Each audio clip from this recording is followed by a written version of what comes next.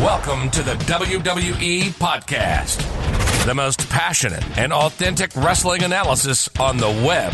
We've got you covered with every Raw, Smackdown, and NXT show, giving you a no bullshit opinion. We know you love wrestling. We do too. So let's get this show underway. And that's the bottom line. What? 'Cause Stone Cold said so.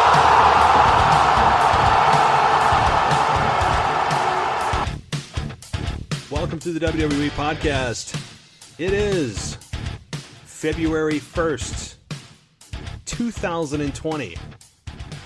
And we're about to get into our conversation with Ashley as we discuss everything that happened this past week in Raw and SmackDown.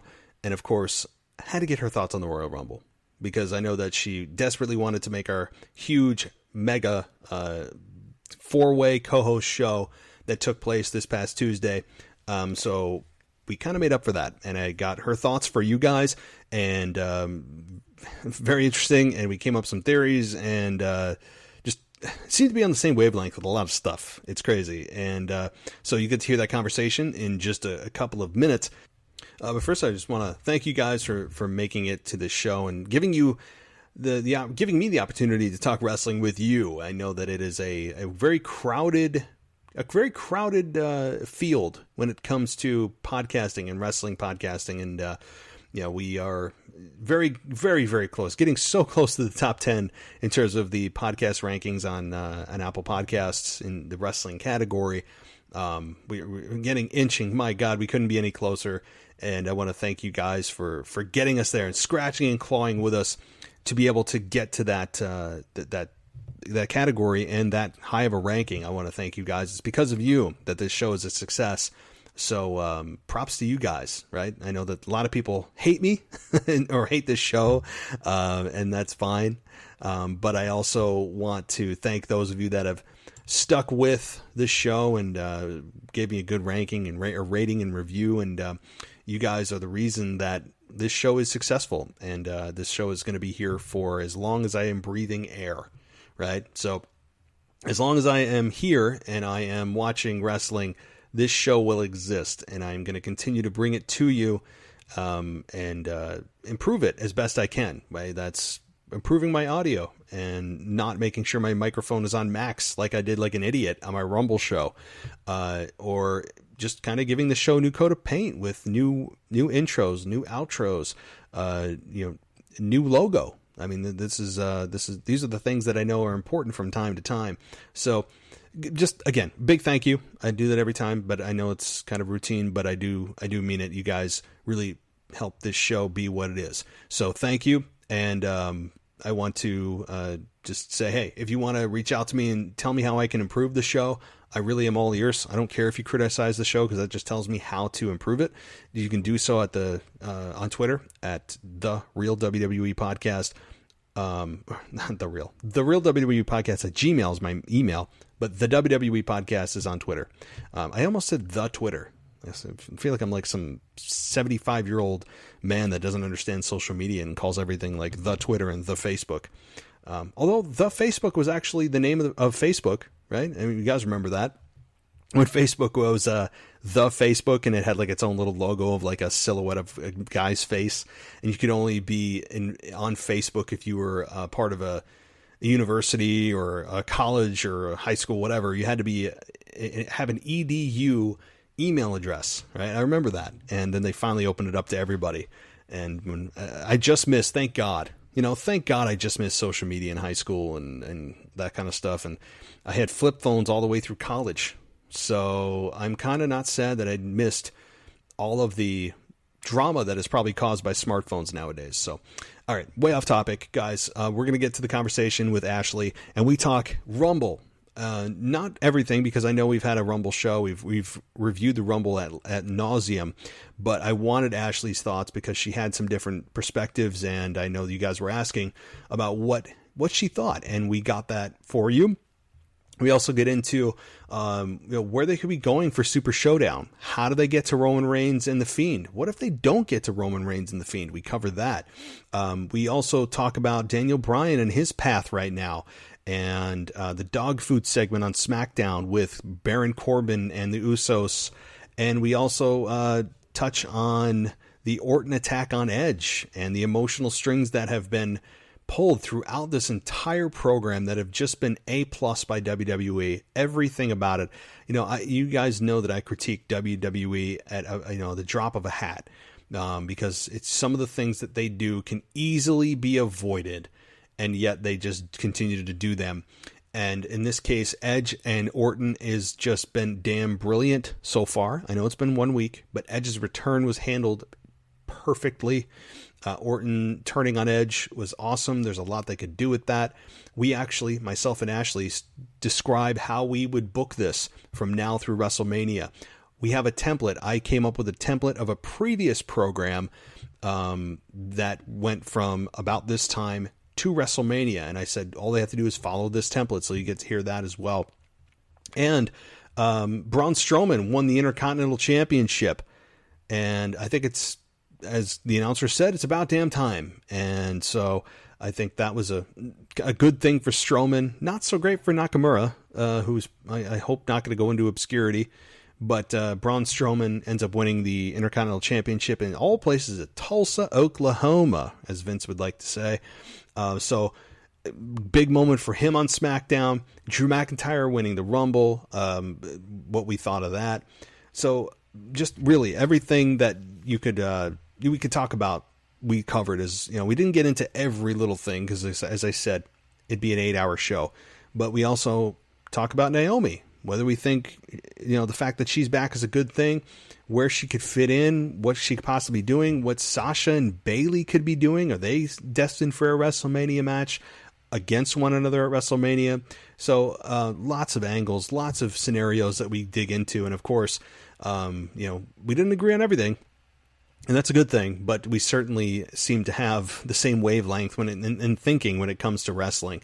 So it's always a good listen, always a good time to have her on. And she is forever going to be the preview show co-host, because I swear that we don't do it on purpose, but the way things have been panning out, she seems to just be on the rotating schedule I have with the co-host. She seems to just fall into that every single time. So she will be back for the preview show for the Super Showdown prior to that Thursday, for the pay-per-view in Saudi Arabia on Thursday, February 27th. So she'll be back the Saturday before to give the preview and prediction show for that.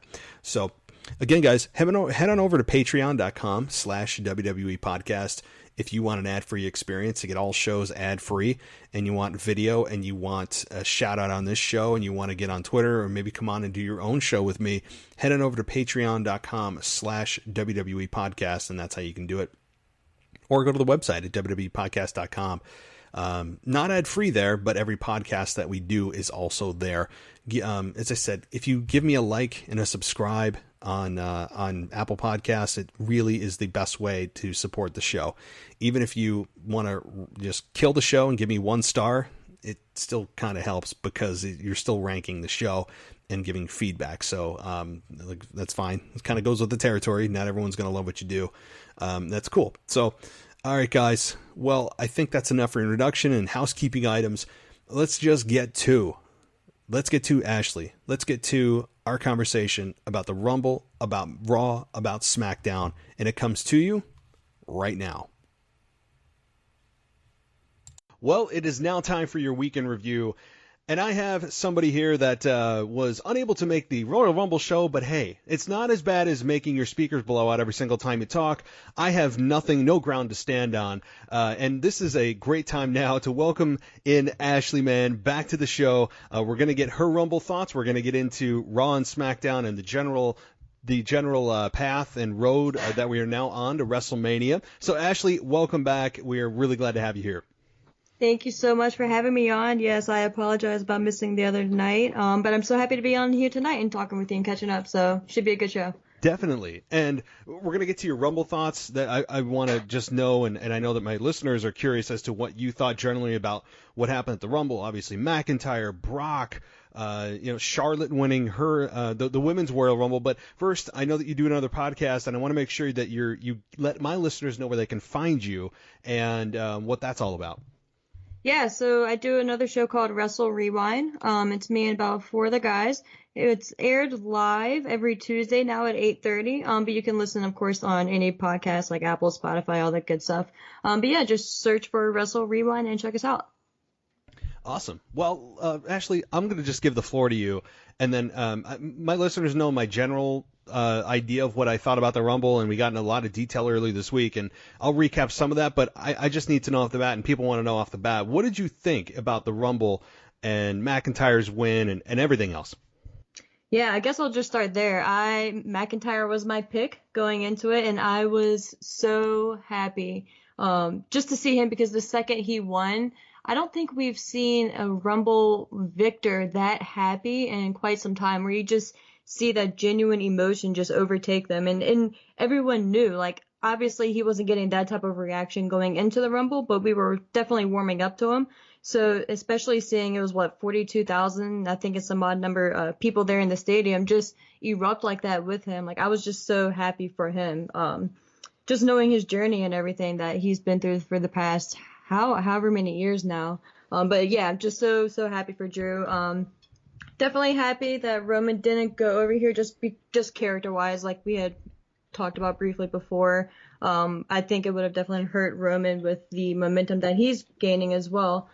But yeah, in Charlotte, I think I actually ruled her out on our prediction show. I think I made it a point to rule her out on the show itself. So I was wrong on that. But I guess I don't know for sure if you've heard the rumors yet about her maybe facing Rhea Ripley at WrestleMania. So I would for sure be here for that. And I think at this point with Charlotte winning, they would kind of have to go that route unless they take the title off of Becky or Bayley, which I for sure don't see it taken it off of Bayley or Becky at this point.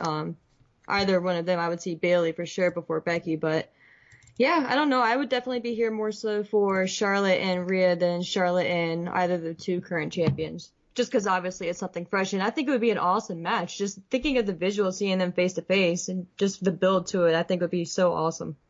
It would, and to be totally honest, and I said this on my show earlier this week, a lot of what I said on the show earlier this week. So for those who didn't listen, go back and listen, or you can just get a quick recap of what I thought. And yes, Charlotte winning really made you automatically think, oh, is it going to be Raw or SmackDown? And then you start to hear, well, wait a minute. She comes on Raw. She says that she's going to compete for a championship. She didn't say one of the, Raw or SmackDown. And then you immediately go, oh, Rhea Ripley. That would be awesome, because Becky and Charlotte, we've seen it how many times. And then you get to Becky and Charlotte, and it's like, well, that hasn't happened as much. Could they build that up? Sure, but it's way more intriguing to have Charlotte versus Rhea Ripley, and it would help cement NXT further as a legitimate third brand. And it just makes sense all the way around for Charlotte to do that. And so, and I have to ask this too before I forget. We haven't even mentioned the biggest thing that happened, at least in my eyes, on Sunday, and that was Edge's return. So yes. Before I tell you what I thought, what did you think of that? Did you enjoy it?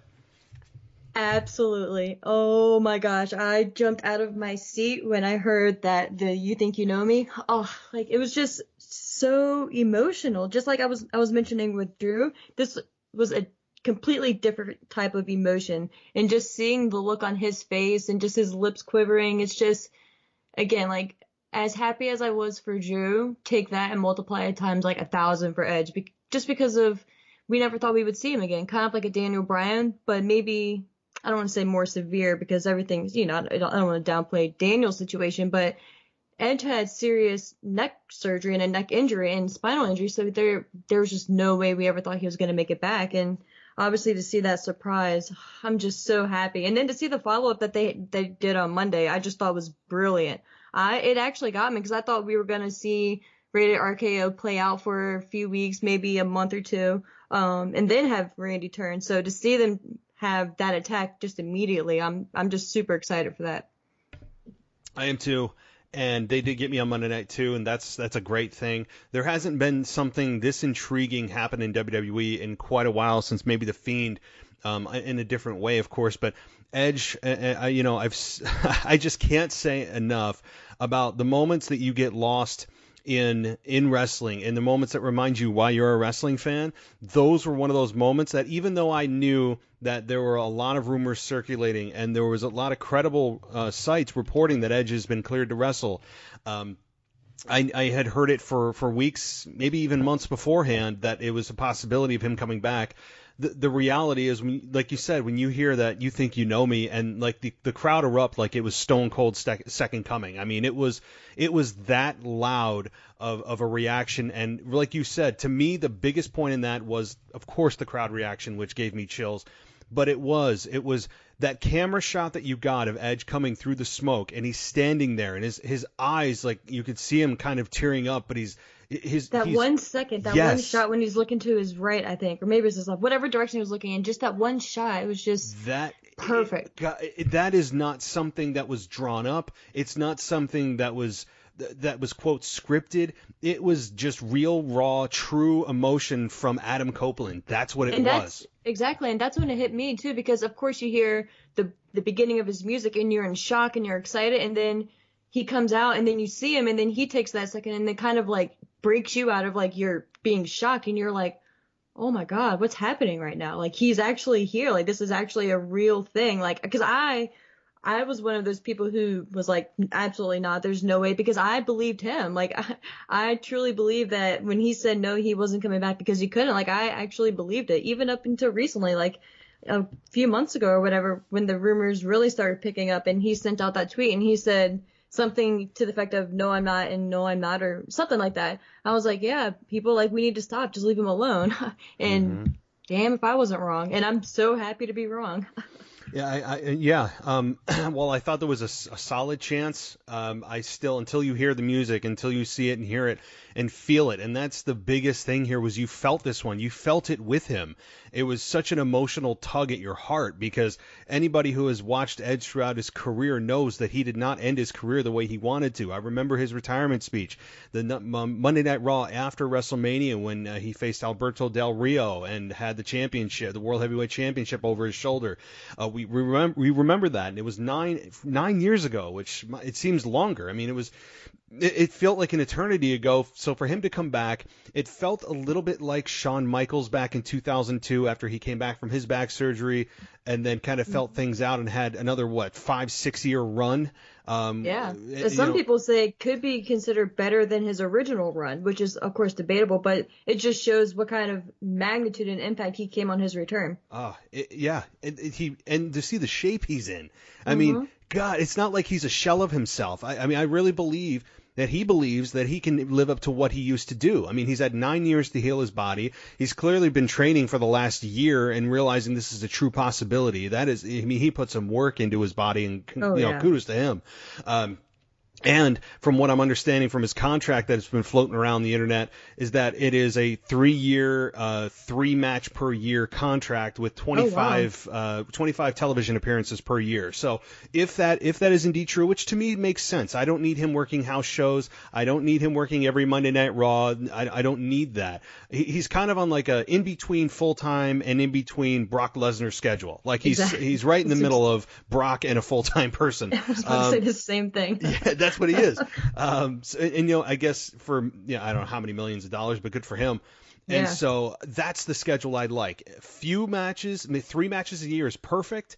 I don't need him overexposing himself and kind of being like, okay, cool. The shock wears off and the feel good sweetheart portion of his return wears off, and it's just the right amount. In 25 appearances or whatever it may be per year, when you dish that out, that's once every 2 weeks. So there are, I think, which is perfect. Yeah, exactly. This is a dream schedule for him, to not kill his body, to extend his career, end it the way he wants to end it, and not overexpose himself. I mean, it's awesome all the way around. And like you said, with Monday Night Raw, Randy Orton doing what he did, slamming his head, doing the concerto, which we haven't seen in I don't know how long. That was awesome. I think that Randy in a heel role has always been better. And I think as much as the RKO is over, Edge and the love for Edge, I think, may actually trump the love for the RKO. Despite how much Randy, even as a heel, when he would hit the RKO, people would pop. I think in this case, boy, they got some true heat. This is I think a great angle, a great first program for Edge to be in. Oh, absolutely. And I can't remember the last time that I was actually concerned for, like, legitimately concerned for a wrestler's well-being. And just on the RKO, because the second Edge grabbed his neck, man, like, I bought in. I was like, oh my gosh, what if that was it? Like, what if this whole thing is ruined now? Because it's an RKO. He obviously goes right for the neck. So, of course, Randy Orton is a beyond professional at this point, but it's just like it legitimately scared me. And then to go on and see what Randy would to do later on with the concerto and everything like that, that was just, it was brutal. And that's perfect because now it allows Edge to not appear on TV for at least a month because he's at home recovering. Maybe we can get, I believe Beth touched on it at the beginning of NXT this week. But I was actually surprised to see Christian not really mention Edge's health at all, unless I missed that as well on backstage. But nonetheless, I think it was a great start and a great just rejuvenation for Randy Orton as well, because Randy Orton is scheduled to come out this coming Monday to address the situation. And man, can you just imagine the heat that he's going to get and the boos from that crowd, because he just took out our beloved Edge. Like, we haven't seen this guy in 9 years. He makes his triumphant return, and Randy Orton turns on him right from the get-go. So I'm actually very much looking forward to Monday Night Raw this week. Right? That's the whole key, is that that's why I said this is the most intriguing angle, and I don't know how long, months or maybe even years you can make the case. This is something you look forward to. I mean, regardless if it's a 3-hour show or not, you're thinking, well, what's he going to say? Is Edge going to appear via satellite? What's his response going to be? How's he going to explain his actions? And you could say, well, he eliminated Randy from the Rumble, and he did. But this goes beyond that. There's got to be some reason beyond, well, he turned his back on me and eliminated me from the Rumble. It's deeper than that. And just an RKO would have justified that. Exactly. They're like, all right, tit for tat. But yes, to do the concerto, that's a whole nother level. That, to me, I mean, they have a ton of history to draw from here. With Rated RKO, you go back into the history books of what they did and the destruction they caused, and you could say that, Edge always tried to be the star. He was piggybacking off of me. You could really live off a lot of their history and remind fans and give them an educational video of what their history is. That's the way to go with this, because that's the reason that this happened. It can't just be Rumble related. So that's what I'm looking forward to. Maybe for the first time, an inspired heel promo by Randy, instead of just kind of going through the motions. And I mean, that's the way I kind of feel Randy's been, is just, I'm doing things. I'm so good that I don't need to really try to do it. And I hope this one that he gives is an inspired one. I believe the crowd is going to tear him apart, and that's what I want, and that's what's supposed to happen. So I'm really looking forward to this. I guess my question to you would be, do you think that this program is going to make it all the way to WrestleMania? Do you think this is a pit stop to someone bigger at WrestleMania? Maybe a Seth Rollins. I can't wait for whenever that happens in Edge. Oh, yeah. That's the one I'm really looking forward to. But do you think this is something that starts it started last Monday, but it has part one at the Super Showdown, or really we go to Elimination Chamber, or does this go all the way to WrestleMania? I've been really juggling this one. I hope they drag this out to WrestleMania, and I don't even think drag isn't the right word. I think they can thread this out until WrestleMania, because I could very easily see us not hearing anything from Edge for at least a month.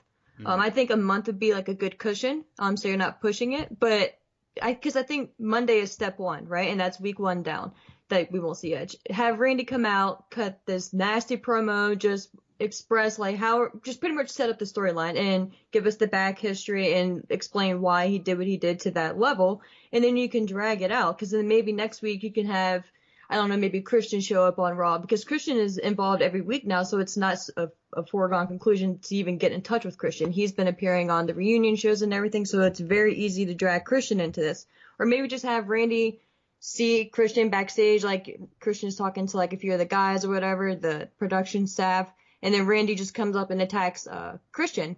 And that just kind of builds and adds into the storyline, just gives it more and more fluff for when Edge makes his return. And at that point, it would be 2 weeks after. So I think they could definitely drag it out. I think WrestleMania is where they meet face to face for the first time, or maybe the week before.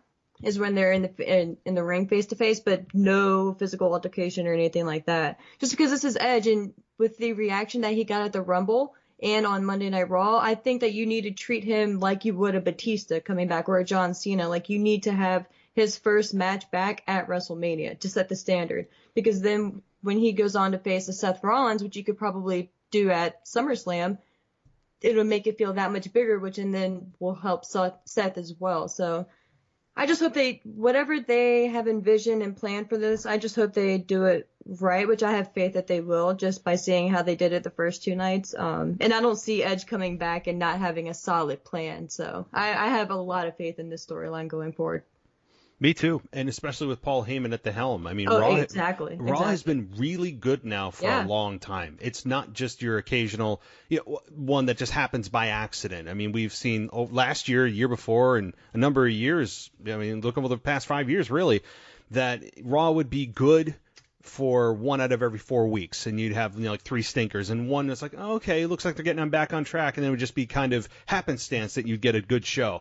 Now it's intentional, and it's been clear that the direction of Raw and the storytelling and all the congruity in storytelling and just the pacing of the show, things have been much better for a long time. So, like I said, like this past week, you got a build to Edge's return throughout the entire show, reminding you, Edge live tonight, Edge live tonight. Yeah, I thought he was going to be the first thing you saw when you turned on Raw, and I was prepared. I made sure to be home by 8 o'clock because I figured they're going to have Edge come out just to strike while the iron's hot and just set it off that way. And when it was Drew, I wasn't disappointed at all. But once I realized Edge was going to be at the end of the show, I was like, all right, that makes sense. Have what people want to see the most at the end of your show because it forces them to watch. It does, and I was thinking the same thing. I was like, oh, they got to have Edge at the beginning of the show. But the more they drew it out, if they don't have him at the beginning of the show, he's going to be at the end of the show. It's one or the other. Maybe at the 10 o'clock hour, top of the hour, but it's when they kept pummeling it and promoting it, I said, yep, it's going to be at the end of the show, and they're going to pull some kind of angle, and I didn't know what it was, obviously, until what happened. So I just love the way that they built the anticipation. That doesn't happen often, and that they just have this main thing, that's this overarching theme throughout the show of here's what's coming tonight, and reminding you to keep you in tune. And again, having Edge come out there, and again, everything that's happened is, I think, the best way that it could have happened for this program. I'm looking forward to it. As you said, if this goes all the way out to WrestleMania, they could absolutely do that. I am all for that. Like you said, the key here is to have Edge absent for some time, maybe something via satellite or I don't know, but yes, keep him away. The longer that these two are apart and the more heat Randy builds by attacking Christian or, maybe even threatening his wife, Beth Phoenix, something like that. Randy's done that in the past with Stephanie McMahon and Triple H. There's a history there. Randy Orton's that kind of guy. Exactly. We've seen it. I mean, yes. I can just picture him showing up at NXT, just showing up behind Beth. Yes. They're focusing on the 3 announcers. They're setting up the show, whatever. And then all of a sudden you just see Randy Orton appear. And just hey, I got a message for your husband type thing. Because Randy Orton he hears voices, right? That's his whole thing. That's who he is. So that's why I feel like they'd be foolish unless there's a different plan in mind to not drag this out, because there's so much substance. And so save Edge's dates for characters he may not have as much backstory with, and use his time for them, appearance-wise. Actually in person. Yeah. I'm totally down for the satellite too. I like that idea. I really like when they do stuff like that. Have him, shown that he's back in a hospital or in a neck brace sitting at home or something like that. And, look what you've done, Randy. And, just because like you said, the way he sold that RKO, he didn't actually, he didn't sell that he was knocked out. He sold that, oh my God, my neck could be broken again. And he's just scared. Yeah. Because I would be too. Just imagine, you had 2 neck surgeries. It ended your career, 9 years. You come in and not the first, obviously, but you get struck right in the neck, essentially. I would be more terrified than probably in pain in that exact reaction, Yeah, and I legitimately felt concerned. And I know that they know it's an angle, and we all know this is, scripted. I hate that word, but it's pre-planned. I don't know what phrase I want to use, but it's it's something that even though I know and they know and they're trying to be safe, that I'm still concerned as a person for him. Like, I mean, just because and that's what makes wrestling so great. Dude. Yeah. And the Concerto topped it off. But if Randy pulls this out all the way to WrestleMania, they could absolutely do it. I don't want, like you said, I don't want his first match being at Super Showdown. It would make no sense. Saudi Arabia, I don't think deserves it as a country. Their government certainly doesn't deserve it. But hey, don't tell Shawn Michaels that, who ruined his, comeback retirement for a bald-headed, not great HBK match with Undertaker and Kane. So, but I don't need that as being his first one. I don't think that the Saudi Arabia audience necessarily would give him the same reaction that the United States audience would, because I don't think that WWE has only expanded globally over the last 15 to 20 years, really pushed it. And Edge, while he was a part of it during that expansion, I still believe that the stronger connection is with the U.S. audience, who is where he grew up with. The U.S.-based audience and Canada, of course, were the ones that were there as a foundation of fandom for him. I just don't think it's the place for it. I really, really hope that it's not. Well, part 1's going to be at Saudi Arabia. Part 2's in the Elimination Chamber, and then their blow-off is at WrestleMania in their finale, part 3. I really want this whole thing held off with no physical contact. Like you said, maybe a face-to-face that they like to do before WrestleMania. But have Edge. I don't want to see him spear Randy Orton. I don't want to see him maybe get a couple of punches in some kind of brawl, but ultimately get pulled apart. You just want that heat to build. Mm-hmm. And I'm sorry I'm rambling, but the one thing that I remember from Shawn Michaels and Vince McMahon when they fought at WrestleMania, my God, 10, 12 years ago or whatever it was, I remember that program. It started with Shawn Michaels telling Vince McMahon to move on after Bret Hart had come back. Yeah. And it started from there. And from then on, which started, I believe, in January or late January, early February, right about now, Michaels didn't get a single get any kind of retribution on Vince McMahon. Every single Monday Night Raw was Vince McMahon building heat. You'd think he'd have Vince, and Vince would have the Spirit Squad, or he would have Shane at his side, where he just could not get his hands on Vince. I mean, it went on for like 10 weeks, and I was getting so angry, and I'm like, it got me so invested to want to see Michaels beat the hell out of Vince McMahon. And after 2.5 months of Vince getting every single week heat build on him, it finally happened at WrestleMania, and it was extremely satisfying seeing that. So if this was something that they would like to use as a template for Randy and Edge, I'm all for it. I mean, you remember that program? Maybe I remember. Yeah, I think it was for WrestleMania 22, right? 22, which would have been yes. 06. Yep. Yeah. Oh, absolutely. It was because it was it was just such a great program because everything was just believable, and like you said, I just wanted to see Shawn just get his hands on Vince, and because then you think about all of their backstory as well, and it was so easy to buy into why Shawn was so frustrated and how you just couldn't wait to see the match. And I think it was like I forget what it was called, like a no DQ match, but I remember just seeing Shawn do the elbow drop off of the top of the ladder right onto Vince. I forget what kind of match it was. I guess it was obviously no rules or some type of that, but it was just, it's easy to do when you have the right story and the right guys involved. And this pretty much just fell into their lap, and it's just, they'd be foolish not to take advantage of it. They would. And I don't know. Anyway, it's week one, and we're already pumped, and this is great. I mean, this is just genius by all involved. I have nothing that I can critique about any of this whatsoever on anybody's part, which is insane. And I have nothing bad to say. So it's really something that is going to be, that the fans are going to be hooked into if done correctly, and I believe they will.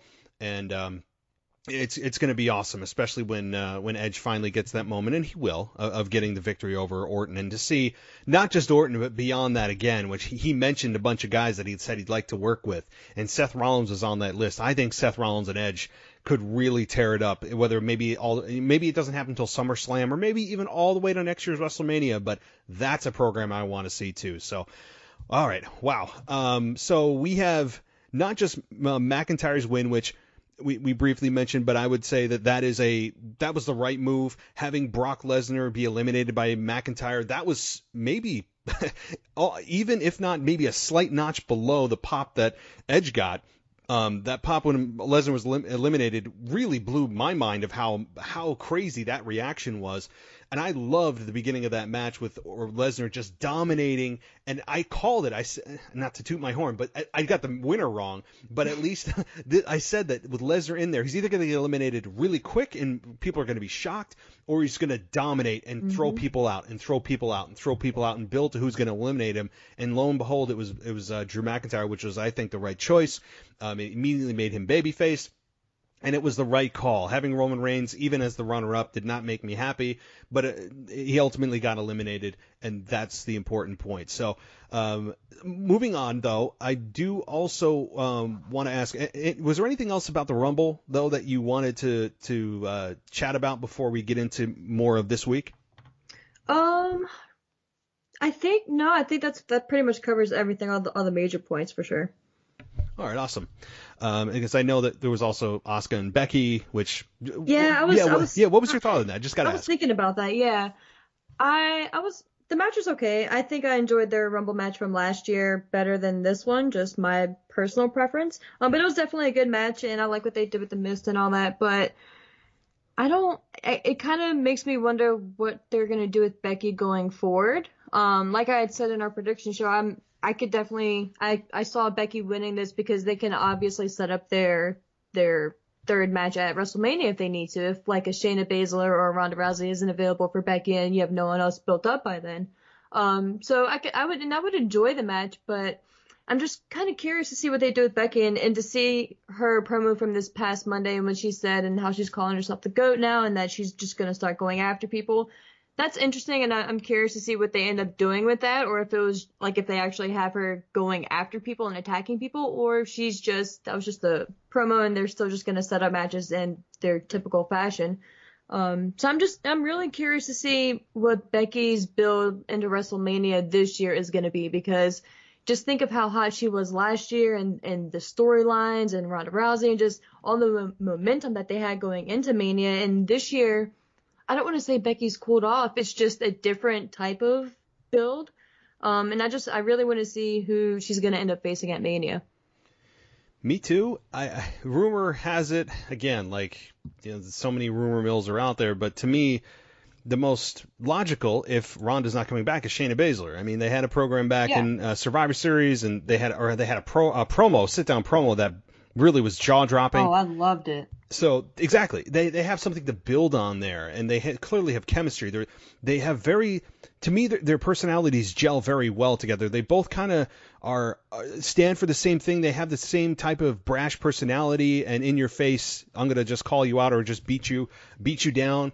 You know, and you feel like that. They have that mutual respect. Like even if they're never going to admit it verbally, I think what I got from that face-to-face sit-down promo or interview that they had a few months ago, I got that vibe that that they have that mutual respect, but they're going to beat the you-know-what out of each other. Mm-hmm. I do too, and they could tear it up. Again, the interesting question would be if Ronda comes back, and the reason I'm saying if, I mean, again, it is always an if, but I'm leaning more towards it's going to happen before Mania, because, again, they alluded to it this past week on Smackdown. Last night on Smackdown, they had a segment with Corey Graves plugging his podcast and saying that Ronda Rousey was a guest on my podcast After the Bell and said that, hey, Ronda may be back here sooner than later. And I'm like, okay, first of all, why would you ever say that if people are going to, I don't understand why he would, bring her up? Why would you even do that? That's such a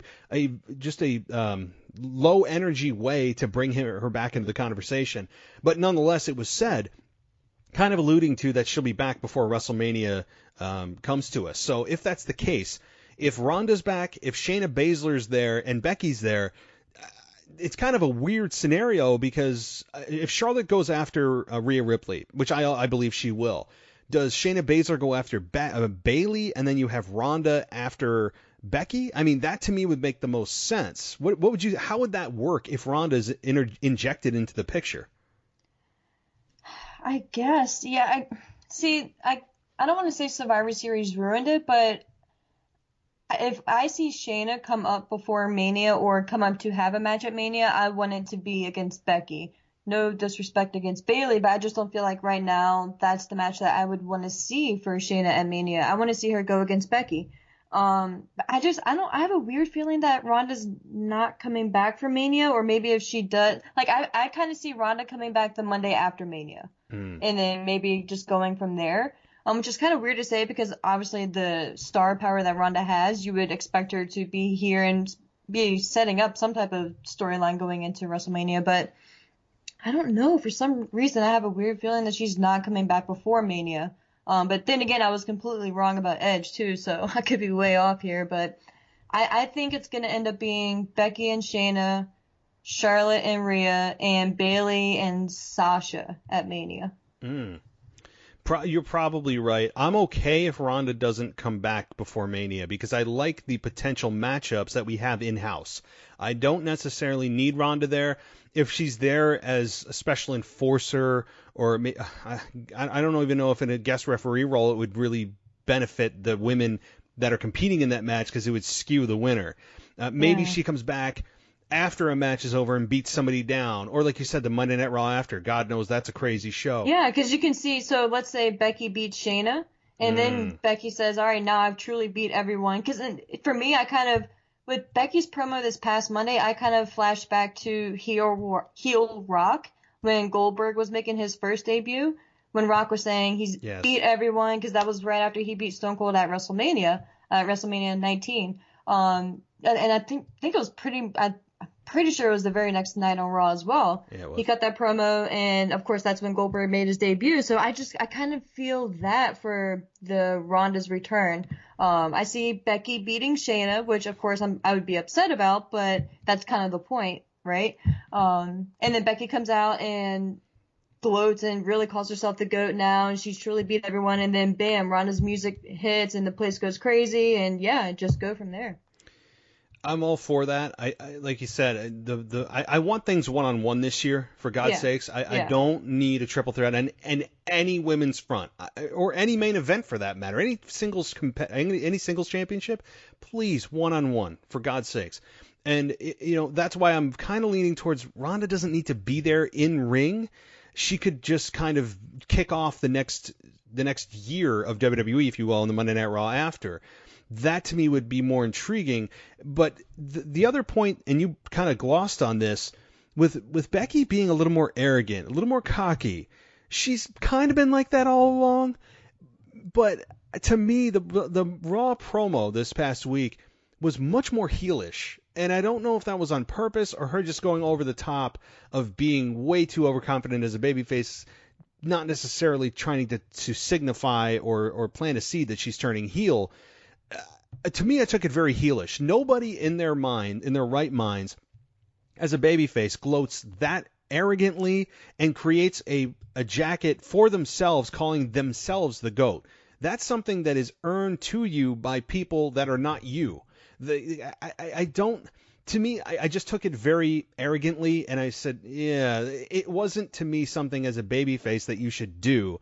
I know that Austin called himself, the BMF, or he would refer to himself as the toughest SOB, but like that was something that was earned. I mean, he had a neck injury from Owen Hart. He fought back from that. He nearly got paralyzed. He bled out at WrestleMania 13 with Bret Hart. Like, he's done that. I just calling themselves the GOAT, I took it as kind of a foundation or a little bit of a seed being planted to turn heel. Did you? Yes and no. So Becky, she, like you said, her character, she calls herself the man, right? She is kind of arrogant, but rightfully so up until this point. But I don't know. I think for this one, I'm kind of taking a wait and see approach. Because it could just very well be Becky just being super confident in herself and just going off the cuff. But then again, the whole GOAT part is kind of what had that little interesting twist at the end. So I don't know. I think I'm just going to wait this one out and see how her promo, like maybe this coming Raw goes, or what she ends up doing on Raw Monday night. But yeah, it's definitely interesting. Definitely something that I'm keeping my eye on for sure. Because I'm wondering if they're expecting, like, let's say they do go the Shayna route, or even Ronda. Like, are they expecting whoever is going to face Becky at WrestleMania to maybe get a better or more positive response? And so that's why they're kind of planting the seeds now just in case. That's what I'm wondering. Even if this is not truly any seeds being planted for a heel turn and it was just Becky being Becky and, she's the man, she collects debts, she comes, the man comes around, all those things. I have a feeling that, it's been a year now almost. Becky has had an amazing run as women's champion on Raw, one of the best of all time, one of the best runs of all time. And we had that celebratory moment with her last year at WrestleMania in the main event. And I'm thinking that fans are starting to think about, hey, who could she drop this to now? I mean, we've had our fun with Becky. It's been a great ride. But is she overstaying her welcome so that at WrestleMania, if she continues just kind of this arrogant, not intentionally heel, just Becky being Becky road, will the fans start to resent her that she's had this long enough? I'm ready to move on to see who else could help the belt and could be, I hate to say being made by the belt because it should be the other way around, but who that next person will be. Who will she hand the baton to next? Because fans consider a 2-month title run a long run now. So to have it go almost a year, I have that feeling, especially at the WrestleMania crowd, if it's Shayna Baszler one-on-one against Becky Lynch, I really have a sneaking suspicion the majority of fans could be chanting for Shayna Baszler because she's a believable character. She's a true badass. She is authentic, and she's been proven to have awesome matches. She's proven and paid her dues in front of the audience. So I just have that possibility. I don't say it's guaranteed, but that possibility that the fans could say, hey, Becky, you've had your time. We're ready to see what Shayna can do with this thing. Yeah, I'm right there with you. All right. Well, one other thing about the Royal Rumble that I wanted to touch on with you, and maybe this is also kind of a combination question because this was something that also happened on SmackDown, is Roman Reigns and Baron Corbin. I guess kind of a twofold question, but what did you think about their match at the Rumble and with the whole dog food angle on SmackDown this past week? Oh, man. Yeah, I was wrong about this one as well for their Rumble match, at least. It was fine. I enjoyed it. It was cool. The fans seemed to be really receptive of Roman. I think Roman with the Usos is very smart. It only benefits Roman because the Usos are cool. The Usos are fun to like. They're just fun guys. And they're very good on the mic as well. So seeing Roman out there with the Usos, you just get that feeling that he's just more comfortable and more relaxed, which makes sense, obviously, because they're family. But I just like this version of Roman. I'm digging it, and I don't remember the last time that I've actually said that. So I want them to allow him to move on from Corbin now, but I really don't know what he would move on to at this point. The whole dog food thing on SmackDown, it is what it is. Like they're gonna do what they're gonna do sometimes, I feel like that could be the blow off though, because now like they're even. So I'm hoping that is the final straw and Roman moves on to whatever, maybe Sheamus. I think that could be an interesting feud. So we'll see, but I'm interested to see what they do with Roman going forward from here. I am too. I think we all know the destination here, right? We all know. Yeah. We all know where the end is, and it's just a matter of how do we get Roman there, before we actually introduce this program. Because again, they have Super Showdown, which is in 1, 2, 3, almost 4 weeks, right? A little bit less than 4 weeks on Thursday, February 27th in Saudi Arabia. So my guess is that they string this Corbin Reigns deal one more pay-per-view to Super Showdown, and then they get right into Elimination Chamber season where they say, hey guys, we're going to stick 6 of you in here. The winner of the Elimination Chamber match gets a shot at the Fiend. So I think there's 3 more weeks to go with Corbin Reigns. Get us through Super Showdown. Then we get into immediately following that. You're getting into the Elimination Chamber for the number 1 contendership for the Universal Championship. That's my best guess, because I don't think they have anywhere else to go. They have to put Roman on the show. It has to be some program that makes sense. And for him to have a new opponent that you only have a few weeks to build, while we've seen Corbin Reigns, maybe they can just squeeze a little bit more juice out of this and do just something out of the ordinary. Maybe, I don't know, make it a cage match, or I don't know. We already seen the Falls Count Anywhere, no DQ. Maybe there's just one more thing that they could do, and they could bill it as last time ever. We all know how they stick to that, but at least they could bill it like that. So at least fans go, okay, well, they'll be done with it at least for a few months, right? So if you're going to ask me, that's my guess. Yeah, I completely forgot about the Saudi Arabia show in February. Completely forgot. My mind was on Elimination Chamber. But yeah, that makes total sense. And I could definitely see them stretching it out to that show because they have to have Roman at that show. Yeah, and Corbin is just a great heel to have him face over there. So yeah, I can definitely see it playing out that way. And then, like you said, him winning the chamber match to face the Fiend and just go from there and have it start that way. Which, man, if that's what ends up happening, I can't wait to see how fans are going to react just to Roman and the Fiend. Are they going to cheer Roman? Are they going to boo him? If they end up doing that, which we all, pretty much are for sure it is what's going to happen, I can't wait to see how it's going to play out. I have my suspicions. The Fiend, honestly, when you look at the Royal Rumble match with Daniel Bryan and you hear the reaction, when the Fiend was on offense, it wasn't necessarily boos. It was just kind of people being a little bit subdued and quiet. Or you'd hear a yell every now and then, a small smattering of boos, but it wasn't overwhelming. And when Bryan was on offense, people would cheer. So if they can't get the Fiend over as a mega heel with Daniel effing Bryan, I really doubt that they're going to be able to get Roman Reigns in that position and have people actually boo the Fiend and not cheer him. Where they could only get to the level of not saying anything, not necessarily booing the guy. When you put Roman Reigns in there, I just don't think it's going to be a good mix for the reaction that they want. Now, with that being said, Roman has made a lot of progress since a year ago. This time a year ago. And they have done a very good job of booking him, not putting him in title pictures, although he still opens and closes every damn show regardless of what's going on in the title picture. So his positioning is very telling of what the company views him as. So my estimation is that with all the progress that they've done with Roman, and there are things that they can do if booked properly to try to get the best possible heat they can on Roman or on the Fiend, they could maybe mitigate some of those boos if the plan is to not turn Roman heel, which I will just go with. It's never going to happen.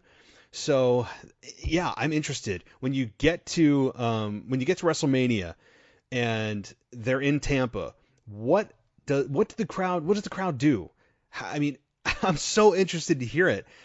I just don't know. At this point, it's too early to call because we all know we're all getting there. But man, the Fiend is so intriguing and so original and so cool. Even though the Hell in a Cell match certainly still has this. I mean, the Fiend still has the stink of the Hell in a Cell match on him. If that match hadn't happened, I couldn't imagine how hot he'd still be. But I don't know. The short answer is I don't know.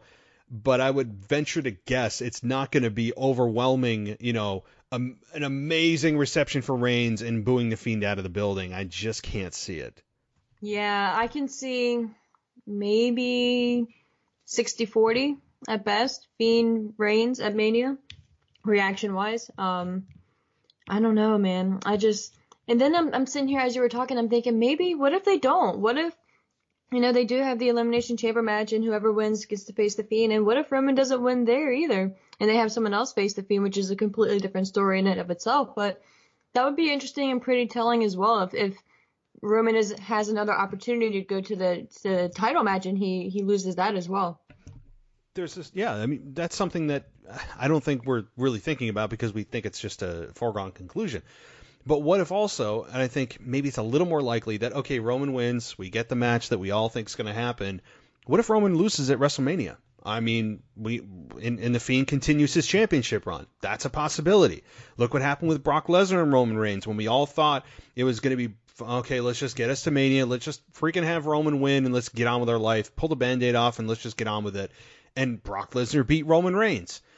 And he didn't end up winning it until 6 months later at SummerSlam. So there have been examples when you think you know the main event outcome, and Vince will pull one over just to pull one over, I think. And even though he's delaying the inevitable, it's still an unpredictable outcome. So do I think that could happen? I think it's more likely than not seeing Roman Reigns in the title picture at WrestleMania. Yeah, that's a very good point. I agree with you there. I could actually see him losing to the Fiend at Mania. Now that you say it that way, I could definitely see that. And what a moment that would be, too. And Bray deserves... That's the thing, too. I think Bray deserves this victory. We're all just assuming Roman is going to win because Roman normally wins these types of matches, but Bray Wyatt has worked very hard with his character, and so have they.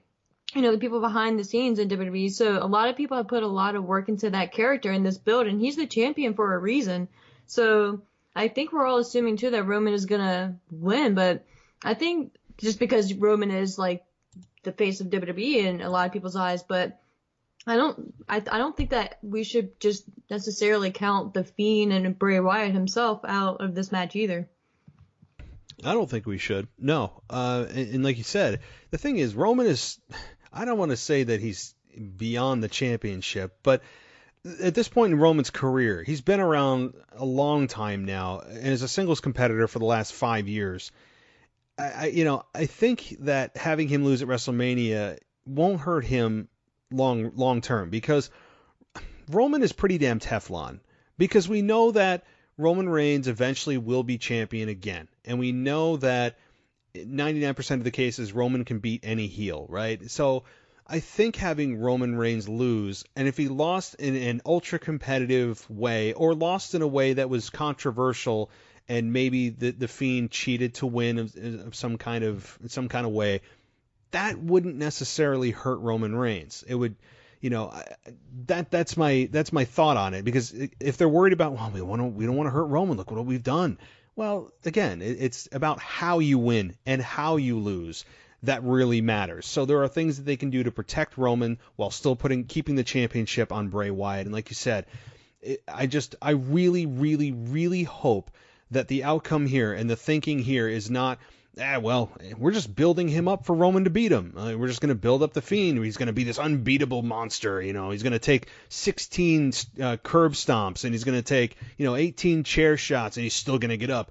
But damn it, he can't take Roman Reigns down. And Roman comes out and ends up spearing him, 10 times and finally beating him.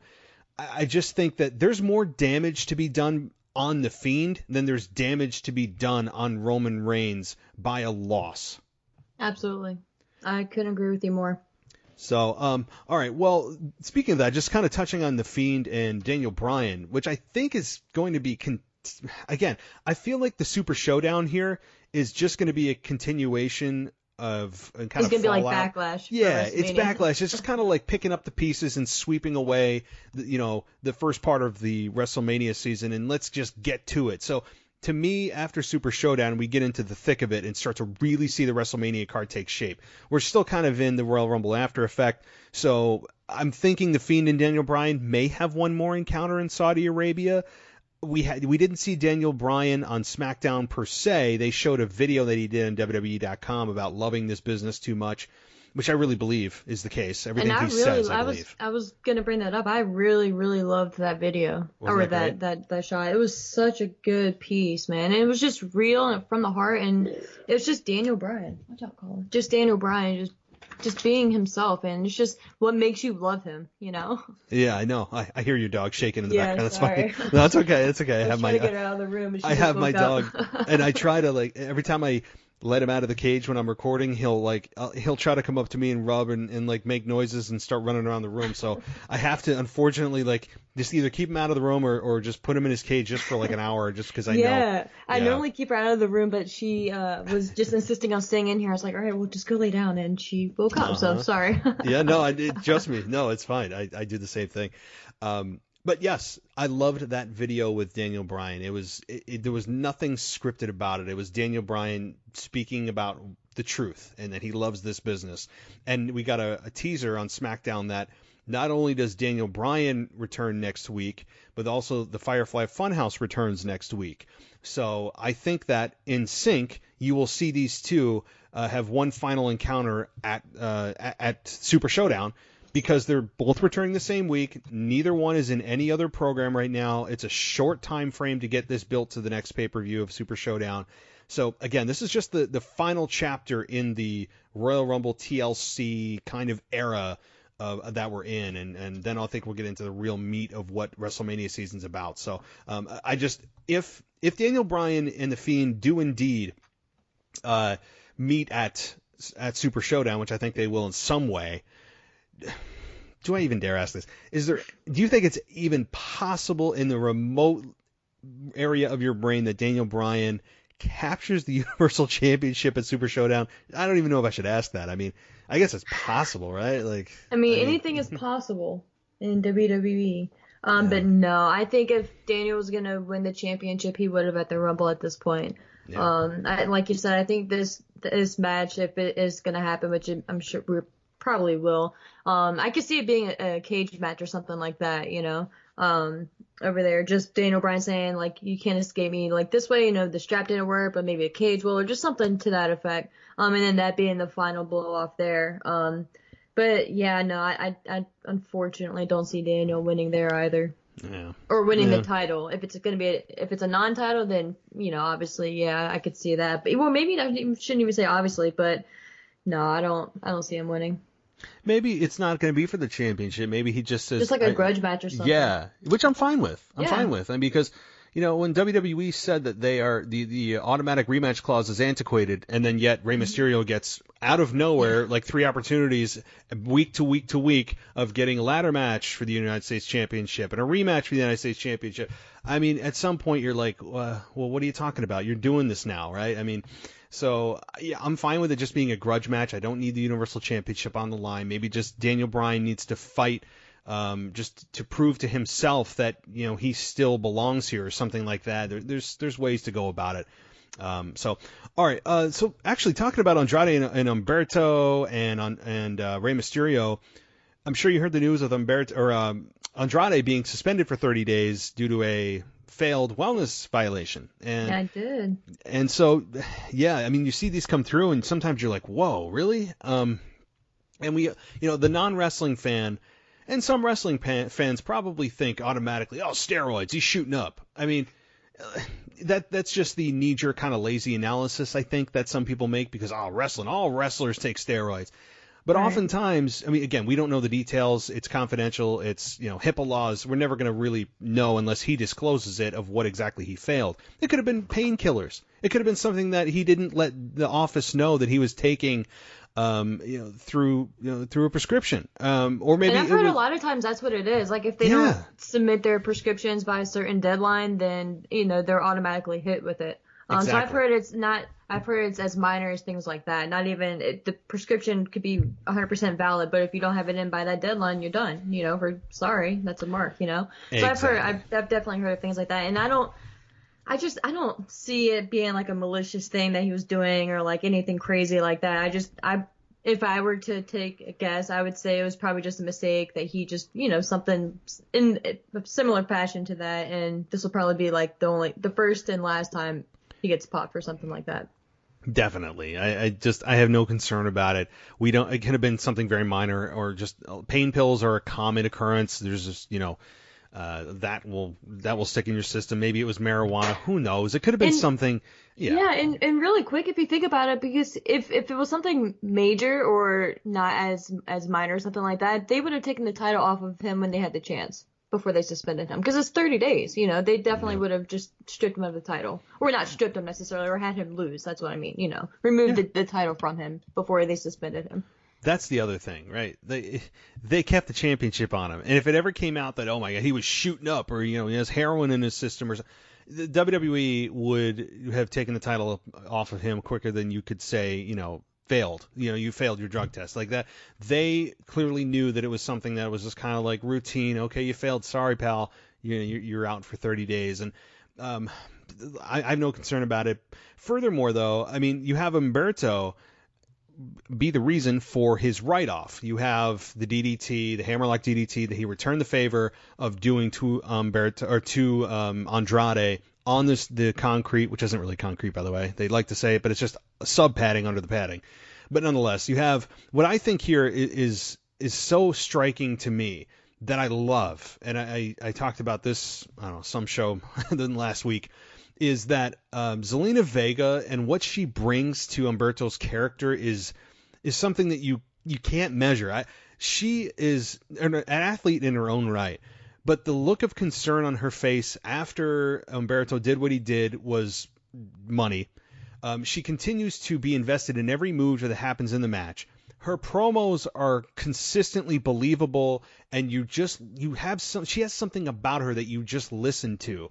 She doesn't feel scripted. She feels like just this vindictive, nasty, no mercy type of woman. The professional relationship she has with Humberto is awesome. There's no romantic relationship whatsoever there. I like that. It's all business all the time. There's just so much about her that is intangible that if she wanted to go off and have her own singles career, she absolutely could. As you were talking, I was sitting there thinking, it's a shame that since Andrade is going to be gone for 30 days, that we're most likely not going to see her unless they let her have a random singles match or something like that. But so then I was thinking, like, what else could she do?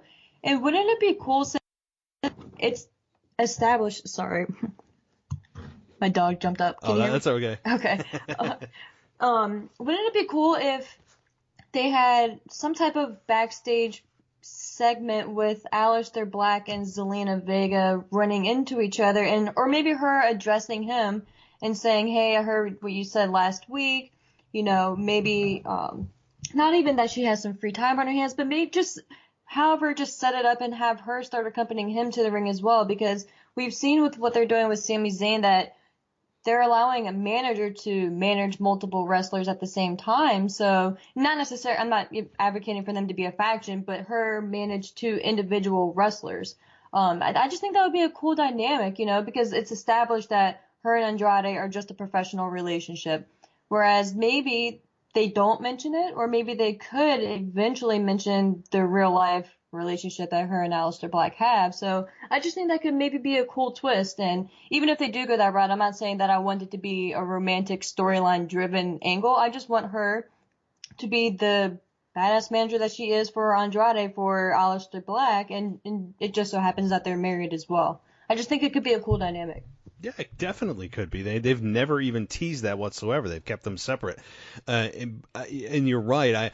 I'm all for Zelina Vega being all business and no play. I don't need Zelina Vega doing what Mandy Rose is doing on SmackDown. I don't need her flirting with somebody or teasing, I don't know, any kind of romantic relationship with anybody. We all know about Aleister Black and her relationship. That's no secret. She needs to be all business. I could see her as women's champion at some point. I don't know if she's ever interested in doing that or continuing to evolve as a performer to do that. I have no idea. But for right now, Andrade is the true beneficiary of her at ringside. She is not only a great heel manager to take the heat and help him retain championships, but she just has a presence that can't be taught. I just love everything about her act, her presence, everything. I can't speak highly enough about what she does for herself and for Andrade, who in his own right is killing it. I mean, certainly he has performers and opponents that complement his style with Humberto and Rey Mysterio, but he's a hell of a performer because, I mean, his match that he had at Royal Rumble was off the charts. I loved his matches with Rey Mysterio. I mean, how can you ever have a bad one with Rey Mysterio and Andrade? You just can't. Now you have Humberto, who is kind of the young and up-and-comer. And I also liked what I saw on Monday with Humberto not sitting back and taking the loss and kind of just tucking his tail between his legs and saying, "Aw, shucks, I lost," and going back up the ramp. He showed some fire in attacking Andrade, which you didn't pin him for. They had kind of presented him as this kind of shy up-and-comer. He's good in the ring. He doesn't say a whole lot. And this is the first time with Humberto that you've seen fire and anger from him.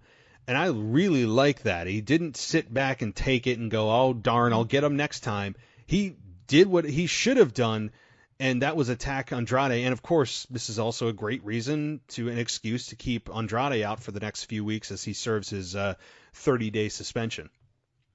Yeah, and I think it's a good sign for him, and I think that it kind of shows that they probably have faith in him as well, because they're allowing him to show this aggressive side very early on in his character, because he hasn't even been on the main roster for that long at all. I don't even think it's been a year yet.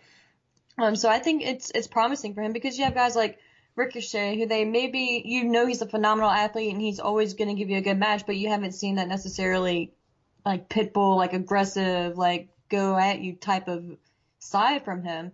And I think that since they're showing Humberto's side very quickly, or just, and not saying that he's going to just completely change, but just showing that, hey, once you can mess with him, but not to a certain point, you know what I mean? So I think it's very telling, and I'm excited to see what they do with him going forward too, because he is that, you just look at him and he just screams babyface. Like his smile and the dimples, like just scream that. But if he has this other side to him too, I think that's a very good sign for him.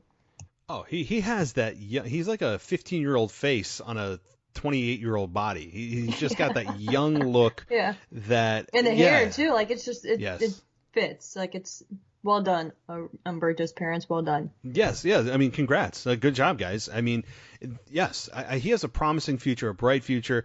I don't need him winning a championship anytime. I'm fine with him kind of just scratching at it and just getting the rub and showing that he can hang, but never quite getting there. That's fine. Not everybody needs to get a run with a championship. I'm not of that belief at all. Just like I'm not of the belief that WrestleMania needs to showcase every single performer you have on the roster. I just, like, I don't understand the logic behind that. Not everybody gets a trophy. This isn't Little League, but WWE treats WrestleMania like Little League.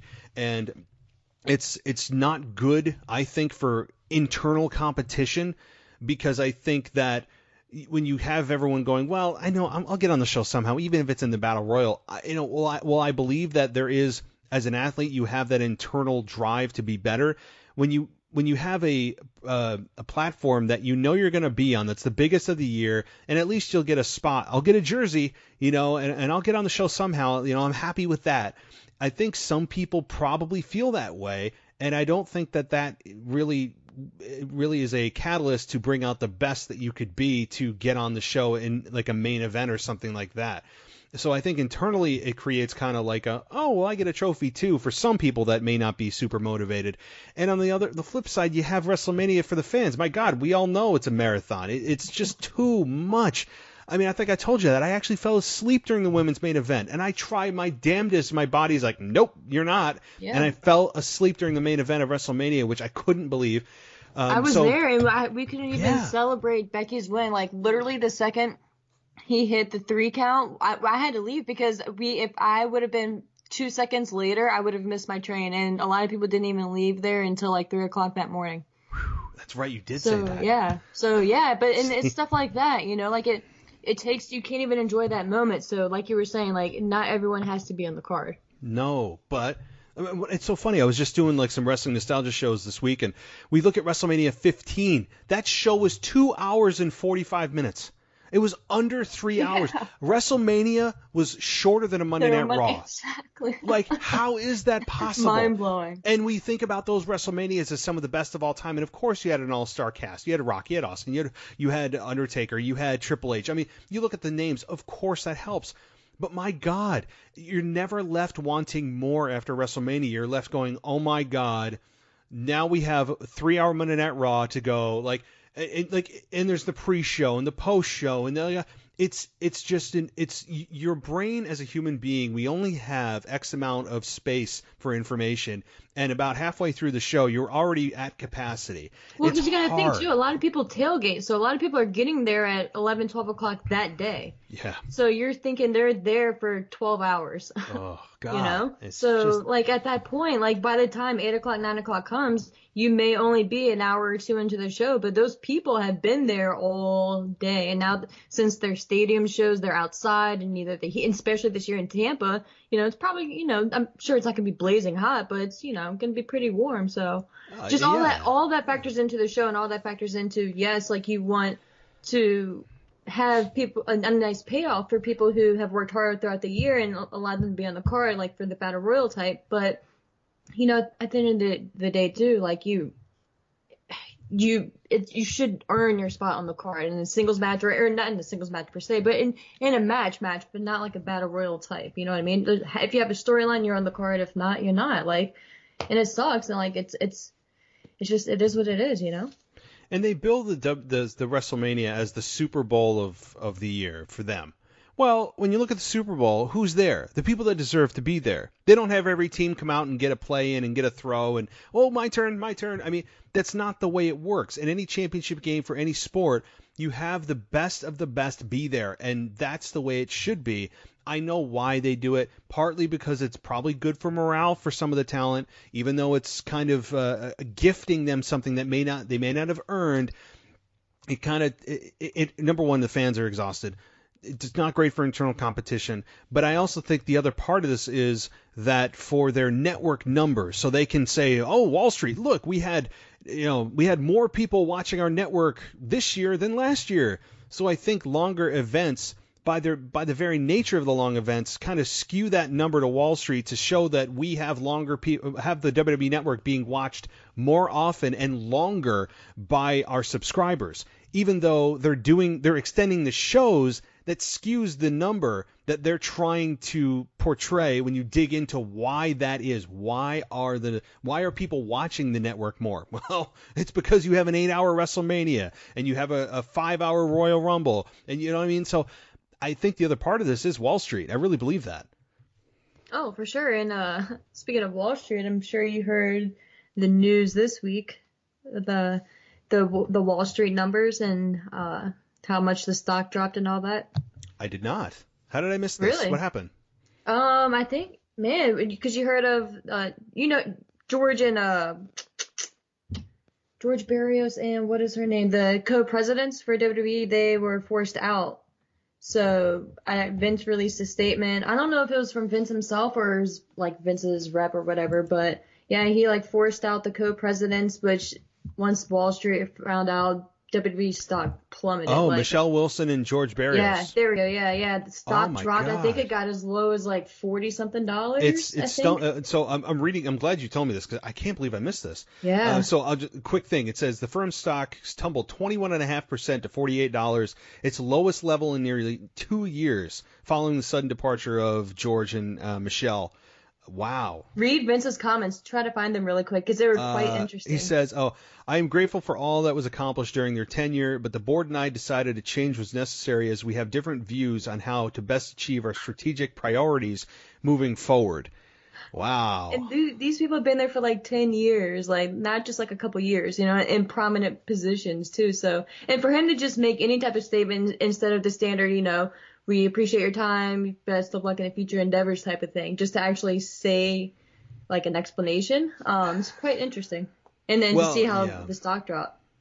Wow, it shows instability at the top of an organization. Exactly. I see. Wow, I can't believe I missed this. This was something that was published on, yesterday morning. Oh yeah. It was not my long gosh. ago. Yeah. Crazy. Wow, well, right?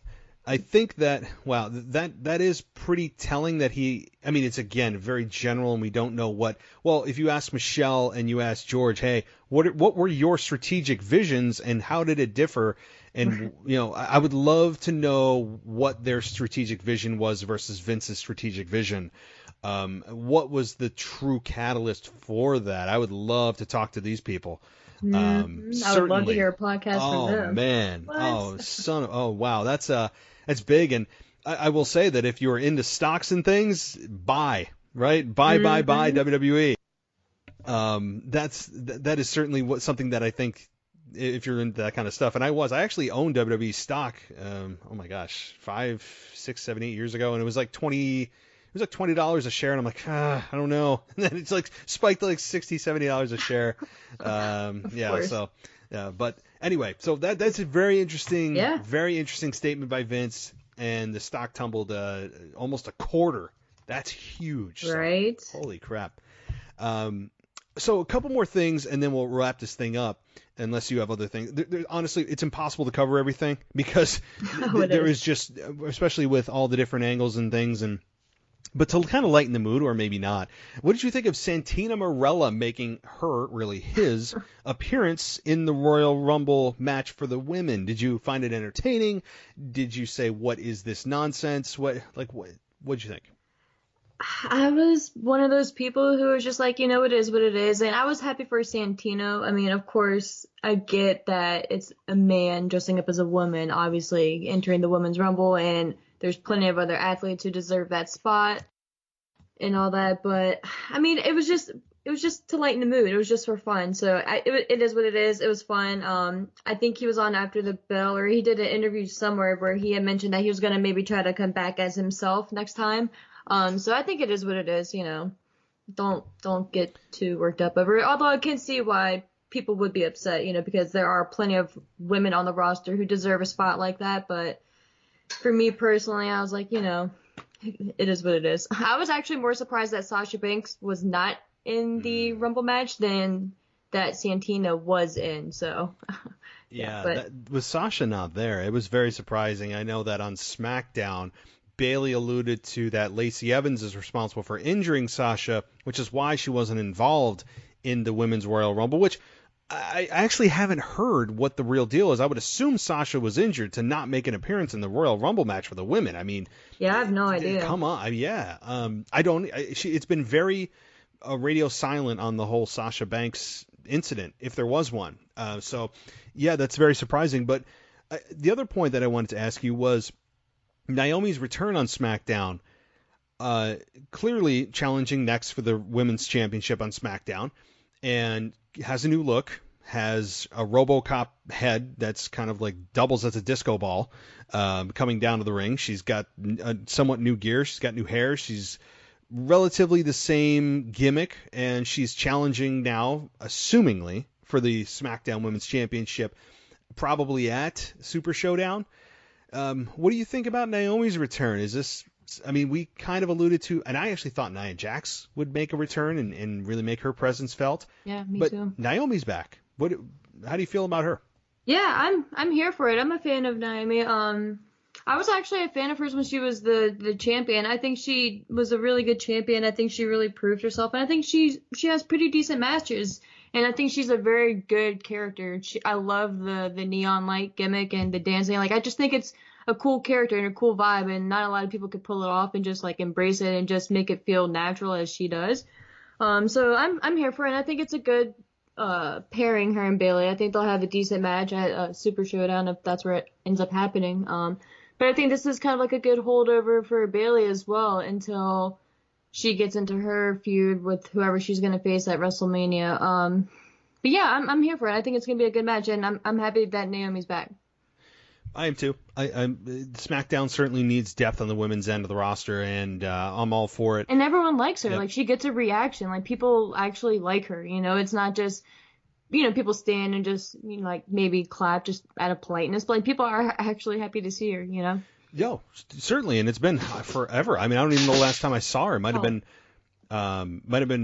slightly after WrestleMania, or maybe even before WrestleMania last year. It feels like it's been months and months and months that we've seen Naomi, and it's good to see her back. I like that she changed her look a little bit. She's got energy. Like you said, no one else can really pull off what she does. I love her high energy introduction, and certainly lends itself to being a babyface. I mean, that's a babyface entrance if I've ever seen one. So. One last thing I wanted to ask you, and like I said, if you want to bring up anything else, you're more than welcome. Just as a whole, what do you think about kind of the Seth Rollins evolution? Buddy Murphy's now with him. Kevin Owens and Samoa Joe have bonded over this common enemy, and this past week, Seth Rollins and Buddy Murphy got a victory, and they're the Raw Tag Team Champions. Number one, they beat the Viking Raiders. And they also continue to beat Joe, and they continue to beat Kevin Owens. How do you grade this whole program so far? Yeah, I'm totally digging it. I love this version of Seth. I love his little faction. I love what they're doing with Buddy Murphy. I love that they're the tag team champions. Like everyone else, I think I was surprised at first as well that AOP didn't become the tag champs, but I kind of like it. Buddy deserves this. I like him and Seth together. He can do nothing but benefit from Seth. And I feel like Seth is like a good teacher, like he is going to be great for Buddy Murphy and for AOP as well, obviously. But I'm here for it. But I want Joe and Kevin Owens to kind of get the upper hand now. Like I kind of want them to be a little bit more dominant. If this is going to continue on, which I'm sure it will. But how do you think this is going to end? Do you see maybe Joe turning on Kevin Owens at some point and maybe linking up with Seth, or how do you think this is going to end? That's more likely, I think, than the other way around. Because I could see one more guy in Seth's group. Like I could see a fifth guy there. And could it be Samoa Joe? I would not put it past him. Yeah. And they obviously have history. And Joe, I think, didn't get a fair shake at a true monster heel run. And yeah, he'd be part of a group, but he'd be part of one of the best groups WWE has had in since, my God, I wouldn't even say Nexus, because Nexus wasn't even that good outside of Wade Barrett. Right. And so it's been a long time since we've seen a true faction. And if Joe was going to defect, I think that would be awesome. But I wouldn't do it yet. I think that there's still a story to tell. Yeah. And certainly with Kevin Owens being outnumbered now, having him lose Joe to go to Seth's group, which is yet to be named, Kevin Owens needs more help, and I don't know who and what that could be. Eventually, I think Edge is going to get involved, probably after WrestleMania, to shut Seth up and eventually go into a long program, which I can't wait for. But I think Kevin Owens needs help, and people have been saying, oh, maybe it's CM Punk who's going to come back and help him, because there's been that whole Seth Rollins and Punk Twitter, non-Twitter, WWE backstage kind of heat, but not real. So there's that they could maybe pull on. So is Punk going to come back for WrestleMania to help him?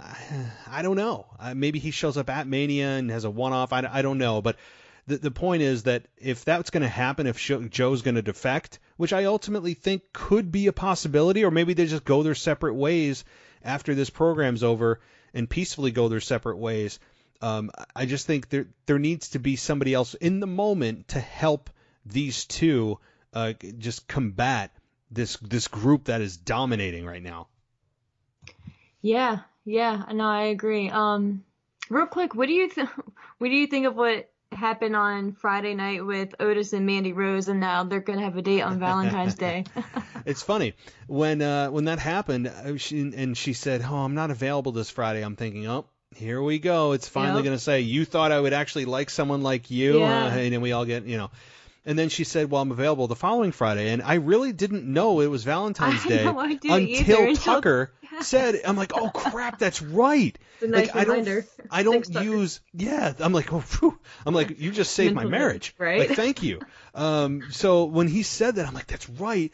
Makes total sense. And certainly they need to take advantage of it, as Valentine's Day falls on Friday every 7 years. So this is, I think, a good time to further this storyline and really point the direction it's truly going to go. I think this could be one of those China Mark Henry type of connections where it's kind of a mismatch, but ultimately it may, at least on the surface, look like it works. I'm sure WWE cameras will follow them wherever they go, and they'll have a dinner, and maybe it ends with a goodnight kiss, and Otis stands there and like it's his first kiss in high school. I don't know. I'm sure they have big plans for it. Vince loves this kind of stuff, loves it.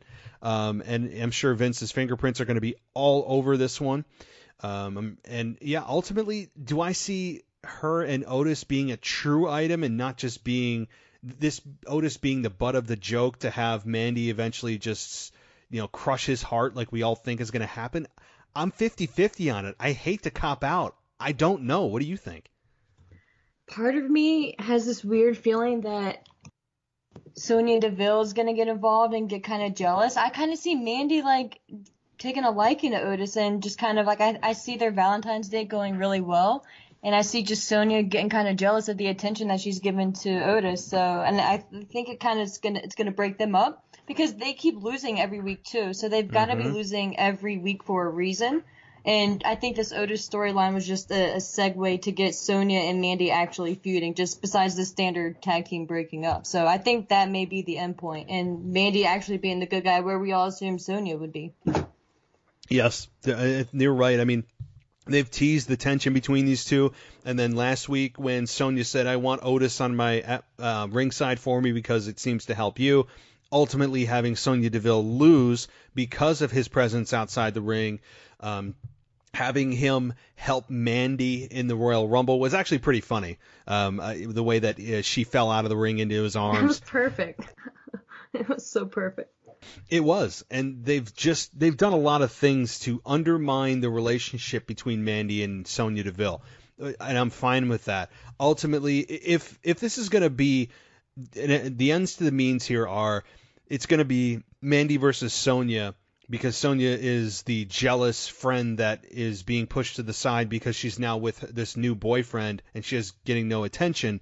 Mandy could clearly and easily and logically turn face here, and Sonya would be the heel. And I think that's what SmackDown needs for their women's division. They need a heel, and I think Sonya would be perfect for that. She has an MMA background. She can use that fighter intensity, and she just looks the part. Like, she could be a good heel, I feel like, and what better way to start off than going after Mandy, you know? So I just that's how I envision it. Could be way off, but that's how I hope it plays out, just because I feel like Mandy and Sonya deserve a solid storyline too, because I think they're good in the ring, and they're obviously not going to do anything with them as a tag team by making a solid run for the titles anytime soon. So I just think that that's the best option at this point. It is. They got to be doing something with this, and the tension teasing, and like you said, they've lost on SmackDown how many weeks in a row now? I mean, I 4 weeks in a row. 4 weeks. Yeah, it's been a long time since they've captured a victory, and even Corey Graves said on SmackDown, "Hey, you know, things haven't been going their way for a while now," and so they're giving you a reminder that they're on a losing streak, and Sonya could easily blame, you know, we were doing fine until Otis came along, and then, you know, you stopped hanging out with it. There's a ton that they can draw on the jealous friend. So I think, that's probably where they're going. Ultimately, Mandy going to be the babyface coming out of this. Otis, but is Otis and Mandy a real thing? I would think so. If she's going to turn face, it really wouldn't make sense for her to turn on Otis, to ultimately just crush his heart and string him along. You can't have two heels here. So I think that this is probably going to be billed as the real thing, and she's not trying to just string him along like a total you-know-what. So I think at first maybe she was, like, and I think she'll probably admit that at some point that she was, but that maybe even on Valentine's Day, I think maybe she'll admit to him that she wasn't really feeling him, but he won her over at the end. You know, I could see it kind of taking that approach. Definitely.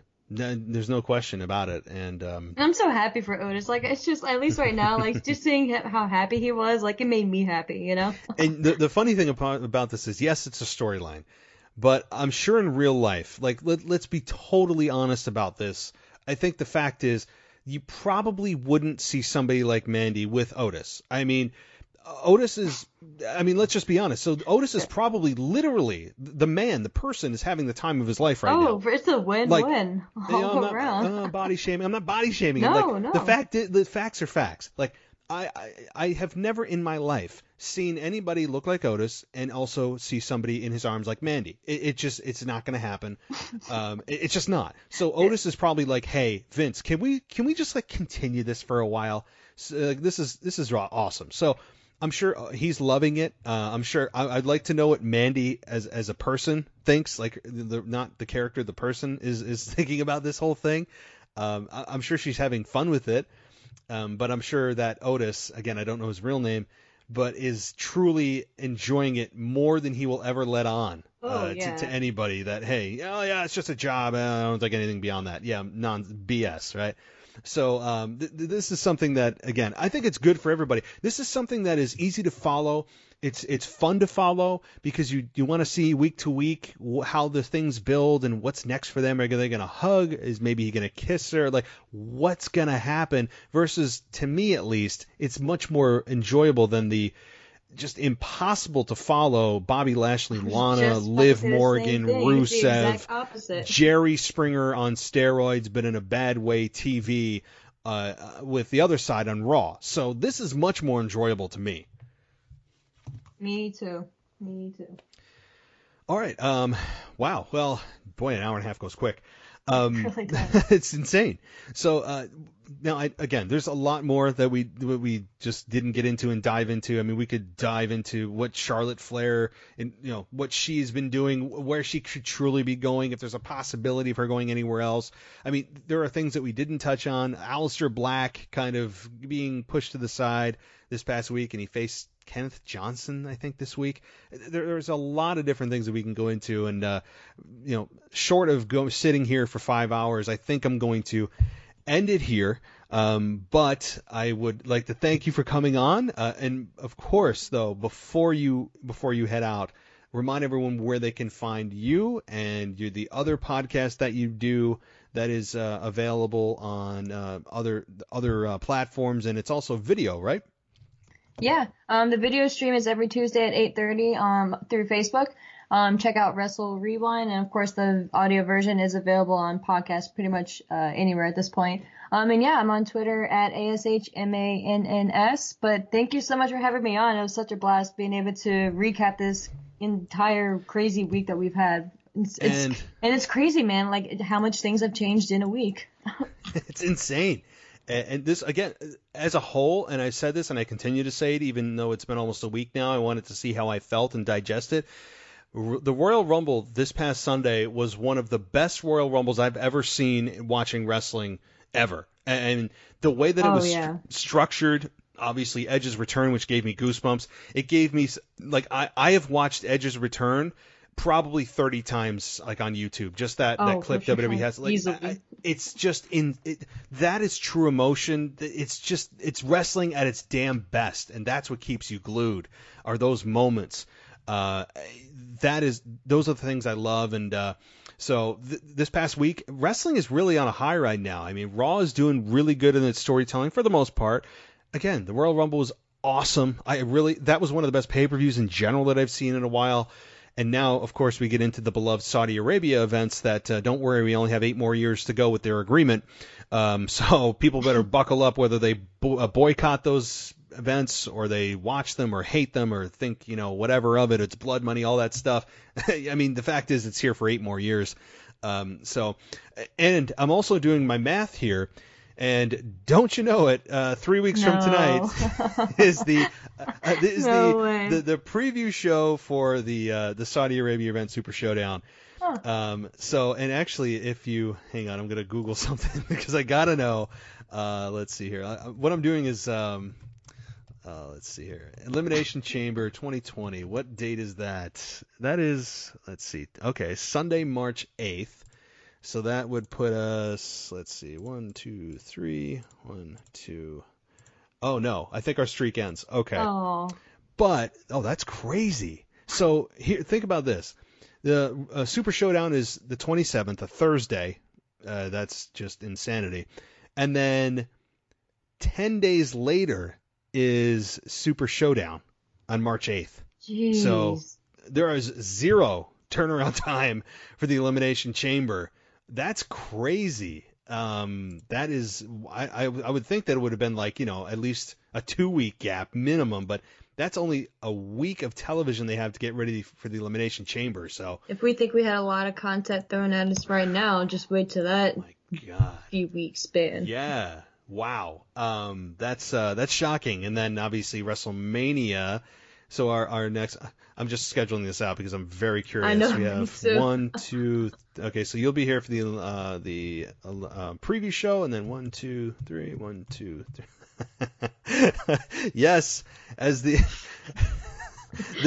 I don't even know what to say anymore because if I did 6 weeks from now, which would be April 4th, is the day before WrestleMania. I'll be in Tampa, so. That'll be an interesting show to say the least. Wow. Yeah. And I know you're in Tampa, so I mean, we'll figure out the logistics and all that kind of stuff. Oh, yeah. I don't think I'm going to TakeOver that night, so we'll figure out a time, but I'll be free at some point that night for sure. Awesome. And then, wow, that's crazy. And then what? That really is. I don't even know what to say anymore. I'm done with it. Right. And then, I'd like to, and again, this is actually 9 weeks away, but maybe the Monday Night Raw after, or Monday or Tuesday, have another one of those huge shows, just because I can't even imagine what the conversation is going to be at that point. But oh yeah, are you staying in Tampa through Sunday, Monday? Yeah, I'll be there for, of course, Mania. I'll be there for Monday Night Raw, and then I'll be leaving Tuesday morning. All right. So maybe a Tuesday show. Okay. All right. Wow. This is going to be insane. It is. Well, don't worry. You're here for every single one of the previews, so have no fear. All right. Well, Ashley, thanks for coming on. You are the forever preview show co-host. It's just forever. It's meant to be. So thank you so much for coming on, and enjoy the rest of your night. Enjoy your dog, and I was just about to say, I'm sorry for my dog. No. She's normally in the other room, but tonight, like I said, she just wanted to sleep in here. I was like, all right, fine. And then she just wanted to be the star of the show, so there's that. Next time, I'll be better prepared for her. No, it's fine. I can't believe you didn't hear anything. My dog is scratching at the door, so I feel it. So, all right. Well, thanks for coming on, and we will talk to you soon. Sounds great. Take care. Bye.